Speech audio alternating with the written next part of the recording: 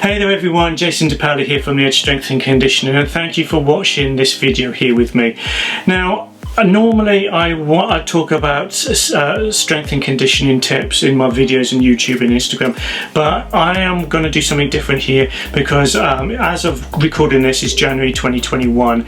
I want to record a lot more on ski tips, skiing and anything to do with skiing. Now, as I'm recording this, unfortunately I don't think I'll be able to go skiing this year. I usually go twice. Because of the pandemic, most of the European resorts are closed. I don't think I'm going to be able to get over there this year. There might be a small gap, but I think I'm just going to have to bin it this year and go on to next year, to 2022. But in previous years I have been recording myself skiing. Mainly I've been skiing in Zellamzee and Kaprun. It has been in sort of like early March and that, so sometimes the snow's been really good, sometimes the snow has not been really good, and I have different videos of each. But people have been asking me, especially other videos recently, of how I was able to get myself, shoot myself skiing from behind. So most people were thinking, oh right, he is like using some sort of drone or something, but it's not. I have got a drone. I've got like, here it is here, I've got my DJI Mavic Mini that I do use. I don't take it to the Alps in Austria because I don't think I've got permission to do that. I would like to do this. It's a lovely little camera. I do use that quite a bit anyway, so I've got some footage of that coming out soon. Just aerial shots and stuff of me of strength training and stuff outside where it's permitted, because that's when I use my drone. But for skiing, I'm going to go through what cameras I take with me and what I use when I go skiing. Now, for me, it's been a education because I've been looking at different cameras. Now, as I'm recording this, I'm using my DSLR camera here because I've got a better lens. It's got a 1 inch, no, it's got 1.5 inch sensor, so it gets good resolution. Now, when I go skiing, most people take the GoPro, and I have got my GoPro here. Here's my GoPro on a selfie stick. This stick actually comes out and makes into a tripod as well, so I can make this into a tripod at any time. But what I do is, this is my main camera when I go skiing, because my GoPro it's got the best resolution. It's got 4K. I usually shoot in 4K 60 frames per second, especially when I'm skiing. The more frames per second, when I slow it down, it's just giving it a better smoother image when I in post-production. So yeah, I've been using this for a number of years. It's really good. The mic on there is really good. I've got it on a special cage. I don't know if you can see that. It's got a special metal cage just in case I fall over and break it. I have got a special, here it is, microphone that does attach to this, so I can get better quality audio out of it, because the microphone in the cage sometimes do. But for when I'm skiing, it's brilliant. I get some really good footage. If it's a nice blue sunny day, some of the footage you might have seen is really good. Now, I use that quite a bit, and I do recommend GoPros. This is the GoPro 8, but there's newer versions out now. Now, with that sort of drone footage, people have been asking me, how do I do that? Now, I have used a Insta360 1X on my first videos. Now, this is a 3D camera, so here it is here. Now, this is a really good camera. It's got 2 lenses. I don't know if you can see, if I go in a little bit it might defocus. It's got 2 lenses, so no matter where I shoot, where I point this, it's always shooting 360, so I'm always capturing footage no matter where I do it. And then when I'm in post-production, I can literally choose an angle where I want to do. Because it's on selfie stick, if I can do it, when I reach out, now this goes a lot longer, this selfie stick disappears, so it looks like it's like a drone footage and I'm just holding it, so that you can see some footage that I have got this, and you're thinking, well, where's the camera? It's not a drone, it's this.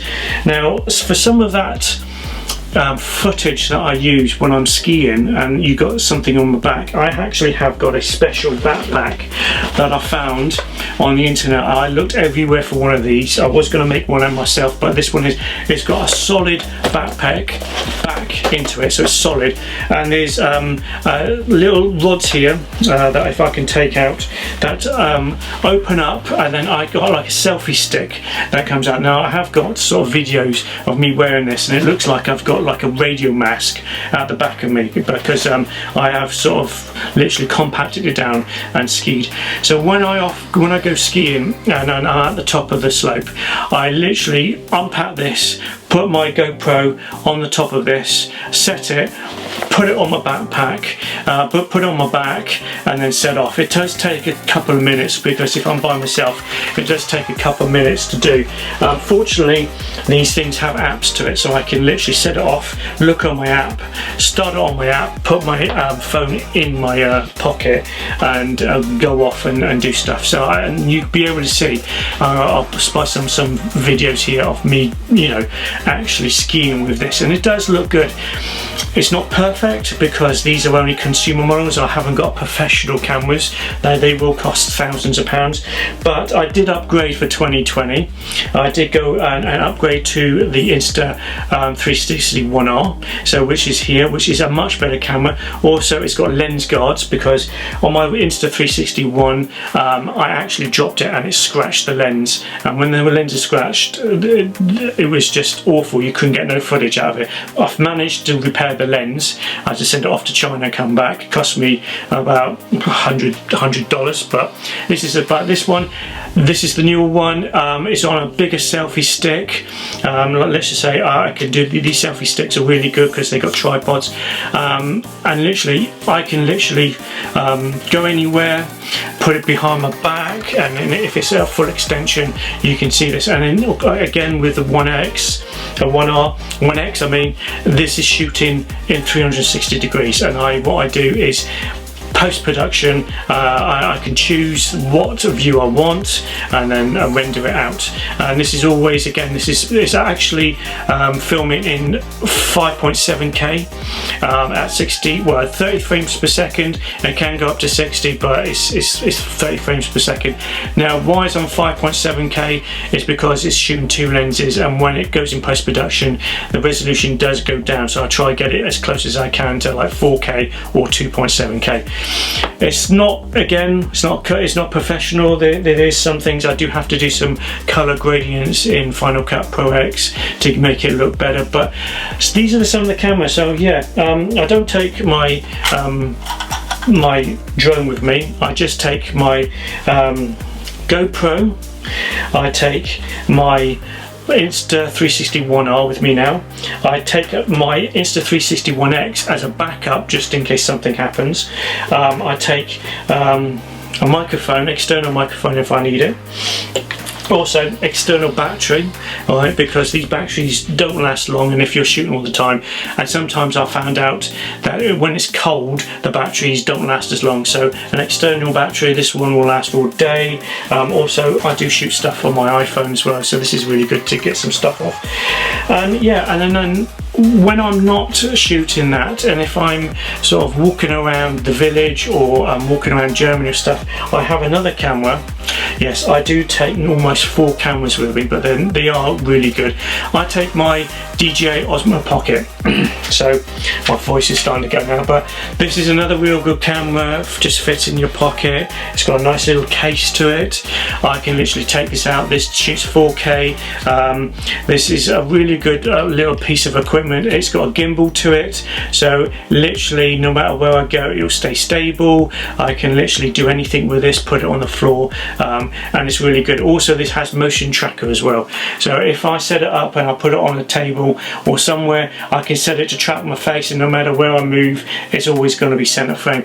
I take this with me all the time, especially when I go away skiing or go away on trips, just in case I forget to get my phone out. I can literally press one button and focus, and it's straight there and it's done. This again does 4K. The sensor on this one is just a little bit better than the sensor on the camera on the iPhone. I found out, and I can do a lot more with this. So yeah, it does seem like I take a lot, and this is only little bits and pieces because I have other sort of selfie sticks and little attachments to do. But when I want to go skiing now, I want to take a lot more. I want to focus more on photography and do more ski videos, and especially when I'm with other people, because if I can video them skiing, they can actually watch themselves skiing afterwards and see where they're going wrong, because when your people are skiing, they don't see themselves. They haven't got a mirror in front of them like in the gym, and you can see their technique and see if something's doing wrong. You can't do it, not unless they're with someone and they're taking a video with them. They might see it later on, but if I'm with people, I technically can't teach people when I'm away, but I can give them hints and tips when I'm out on the slopes. When at the end of the evening, at the end of the day in the evening when we have something to eat, I can render this down quickly on my laptop and I can show them what they were doing wrong, if they were sitting back too much, if they were extending too much in a turn, or they were not doing anything like initiating a turn properly. Then if they can see it, then the next day when they go back on the slopes, they can think about that, and I can point that out to them as well, so they can actually have got some visual cues of what they can do. So there we go. So yeah, that's what I take on my ski trips. Again, I know it's a lot.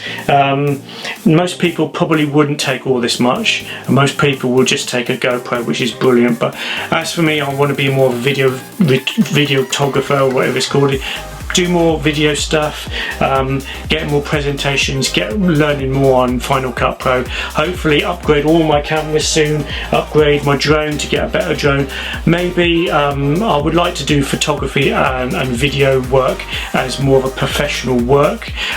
Still want to do a personal training, strength training, still going to do that, that's not going to go away, but I do want to do more video work, and I think what I can do is a lot better than most, I think.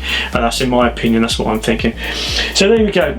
Yeah, I'm not going to go through any more. I just said that's what I take with me for my ski trips. Unfortunately, like I say, probably won't be going away skiing this season, probably be in 2022, but I have got a lot of footage that I have shot last year in March 20, before the lockdowns and Europe closed down. I managed to get out of Europe just as the lockdowns happened. So keep watching YouTube and Instagram. I'm going to put a lot more videos out soon about skiing and everything else.